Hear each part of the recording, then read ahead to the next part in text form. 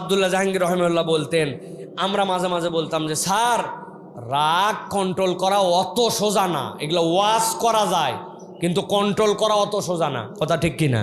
আন্দাজি ঠিক বলেন না, আগে শোনেন স্যার কি বলছে আমাকে। স্যার বলতেছে, বাবা ধরো স্বামী স্ত্রী দুইজনের মধ্যে সেই গন্ডগোল, ওরে বাবা রে বাবা, পিক আপ গরম, এখনই ঝড় উঠে যাবে, মার বোধহয় হবে, ফাটায় ফেলবে।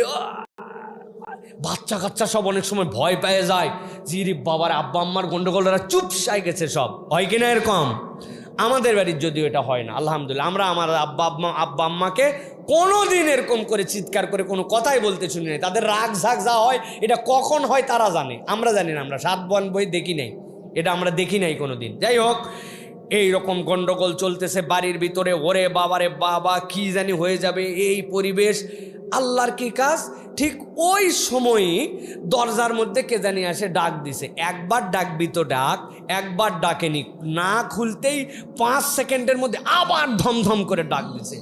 ভিতরে তো এমনি গরম, আবার দরজার ডবল বাড়ি, পিক আপ নিয়ে যাচ্ছে। কে আসছে দেখি তো, আজকে ডাকে হুঁশ করতে পারে না, আসার সময় পায়নি, মানে খুলেই মনে হচ্ছে ওকে একটা বক্সিং মারবেই বোধহয়।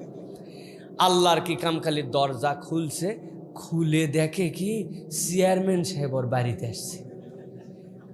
হচ্ছে ভাই আসসালামু আলাইকুম, আপনি এই সময় না বলে চলে আসলেন? এই এই বাবুর মা, চেয়ারম্যান সাহেব আসছে রে, একটু নাস্তা টাস্তা দাও। আর ওটা যদি এমপি সাহেব হয়, ওই তো গলে যাবে। ছিল 99, হয়ে গেছে 0। কথা ঠিক কিনা? স্যার বলছেন মানুষ কাল্লায় যোগ্যতা দিছেন জন্য এই আয়াত দিছেন।